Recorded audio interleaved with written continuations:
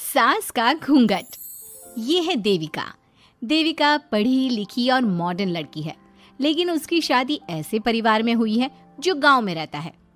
भले ही ये 21वीं सदी है, लेकिन देविका की ससुराल वालों की सोच वो तो 18वीं सदी से आगे बढ़ी ही नहीं। आइए जानते हैं क्या होगा जब शहर की पढ़ी लिखी और मॉडर्न लड़की फंस जाएगी संकीर्ण मानसिकता वाले माहौल। सागर, ये तुम्हारे गांव में सबने इतने लंबे लंबे घूंघट क्यों कर रखे हैं? और ये सब मुझे इतना घूर घूर कर क्यों देख रहे हैं? अरे यार, तुम भी घूंघट कर लो ना, इसीलिए तो देख रहे हैं सब तुम्हें। कम ऑन सागर, मैं घूंघट नहीं कर सकती। तुम्हें पता है ना मैं कौन हूँ। लेकिन देविका, मेरे पिताजी, चाचा जी, बड़े भैया और जीजा जी ने तुम्हें बिना घूंघट के देख लिया ना तो बहुत गुस्सा होंगे और न जाने कौन कौन से फरमान सुनाएंगे। घर चलो, देखा जाएगा जो होगा। सागर देविका से कई बार कहता है कि वो घूंघट कर ले, लेकिन देविका सागर के ससुराल के दरवाजे पर पहुंच जाती है।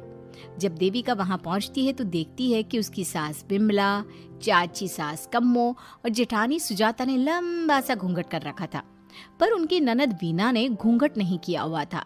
लेकिन हाँ, उसने सर पर सलीकी के साथ दुपट्टा जरूर ओढ़ा हुआ था।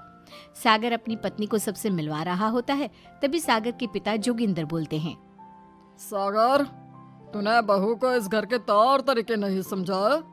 हमारे घर की औरतें बिना घूंघट के किसी पर आए मर्द के सामने नहीं आती, और तू इसे ऐसे ही ले आया।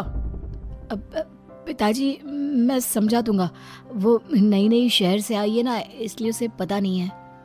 सागर की बात सुनकर उसके चाचा जी महेंद्र बोलते हैं, ये बात तो तुझे गांव में कदम रखते ही अपनी बीवी को समझानी चाहिए थी।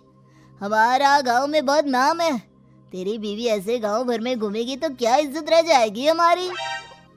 ये बोलकर जोगिंदर और महेंद्र वहां से चले जाते हैं। शाम को घर की सारी औरतें खाने की तैयारी करती है। खाना तैयार हो जाता है, लेकिन घर की कोई भी औरत खाना नहीं खाती। बहुत रात हो जाती है। तब देवी, सासू माँ, खाना बने हुए तो देर हो गई, रात भी बहुत हो गई है, हम लोग खाना क्यों नहीं खा रहे हैं? अरे बहू, ये क्या बोल रही हो? हमारे यहाँ घर की औरतें तब तक खाना नहीं खाती जब तक घर के मर्द खाना ना खा ले। लेकिन इतनी देर हो गई, आप सबको भूख नहीं लग रही क्या? तभी देविका की जेठानी सुजाता कहती है, लग तो रही है, लेकिन यहाँ की यही रीत है, ये निभानी तो पड़ेगी ना। भाभी जी, ये रीत नहीं है, औरतों को प्रताड़ित करने का एक तरीका है। अगर इस घर के आदमी पूरी रात नहीं आए तो आप पूरी रात खाना नहीं खाओगी क्या? देविका ये बोलकर सीधा सागर के पास जाती है। सागर उसे समझाता है, देविका, यहाँ ऐसा ही होता है, तुम थोड़ा सब्र कर लो, पिताजी और चाचा जी आते ही होंगे, फिर हम सब खाना खाएंगे। सागर देविका को समझा ही रहा था, तभी देविका की ननद वीना आकर कहती है, सागर, खाना खाने आ जाओ, पिताजी और चाचा जी आ गए हैं। चलो देविका, तुम्हारा इंतजार खत्म हुआ। सागर खाने के लिए बैठ जाता है। जब सब खाना खाने बैठते हैं तो देविका भी बैठ जाती है। सागर धीरे से उसे कहता है, अरे देविका, ये क्या कर रही हो?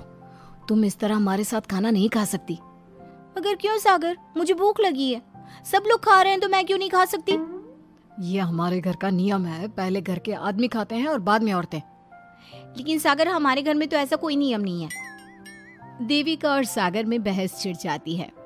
तब सागर का बड़ा भाई कहता है, सागर, तेरी बीवी को एक बार में समझ में नहीं आता क्या कि इस घर की औरतें मर्दों के खाना खाने के बाद। भैया, मैं देविका को यही समझा रहा था। मुझे तो लग रहा है कि इसके दिमाग में कोई बात ही नहीं बैठती एक बार में। भैया, मेरे दिमाग में बात तब बैठेगी ना जब आपकी बात कोई ढंग की होगी। अरे आखिर क्यों घर की औरतों को आप लोगों की बात खाना मिलेगा? हाँ, अब से पहले घर की किसी औरत ने घर के किसी मर्द से इस लहजे में बात नहीं की थी, इसलिए वो सब देविका की बात सुनकर हैरान रह गए। तभी सागर की जीजा और वीना के पति कल्याण जी कहते हैं, ये क्या है सागर, इस घर की दीवारों को औरतों की इतनी ऊंची आवाज सुनने की आदत नहीं है।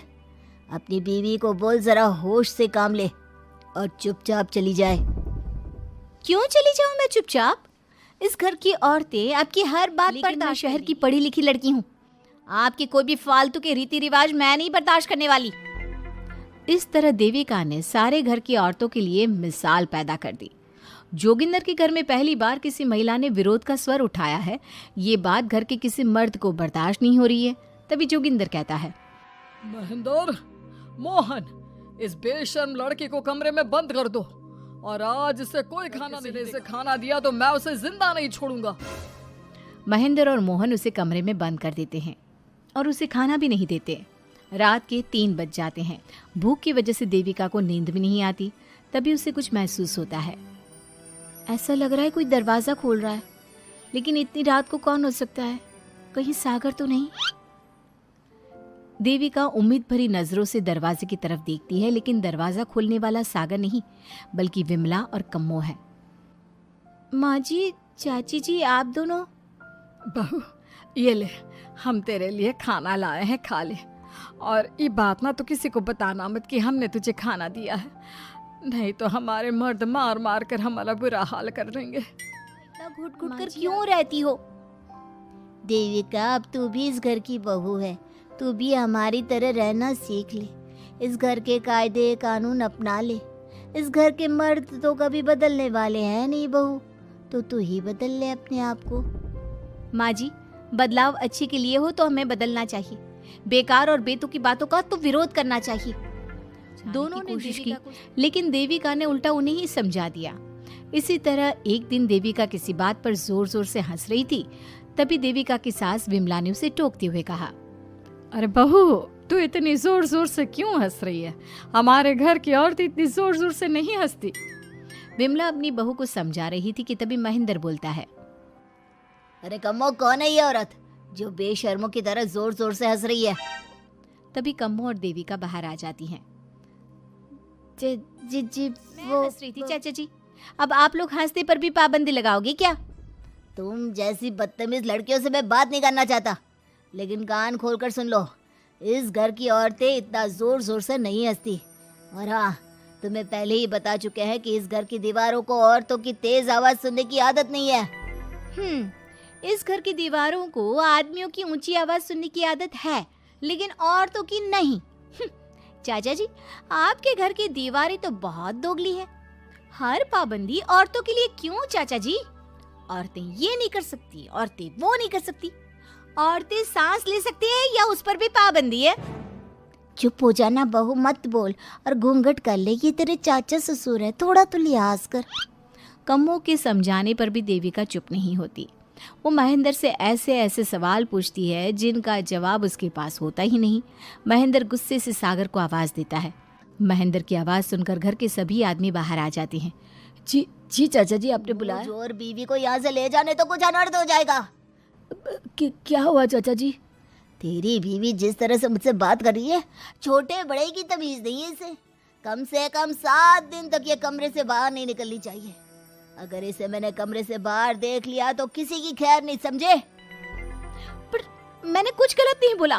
सागर, जो सच है मैंने वही कहा है। देविका, चलो मेरे साथ। लेकिन सागर, मेरी बात तो सुनो।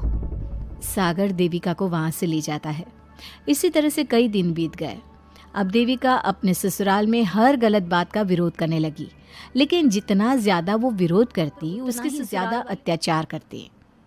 अब देखना यह है कि देविका अपने ससुराल वालों के अत्याचार को यूं ही सहती रहेगी। क्या उसके ससुराल में घूंघट में औरतों का दम इसी तरह घुटता रहेगा? अगर आप इन सवालों के जवाब जानना चाहते हैं ना, तो हमें कमेंट करके जरूर बताइएगा। स्टोरी को लाइक, शेयर और चैनल को सब्सक्राइब करना ना भूलें।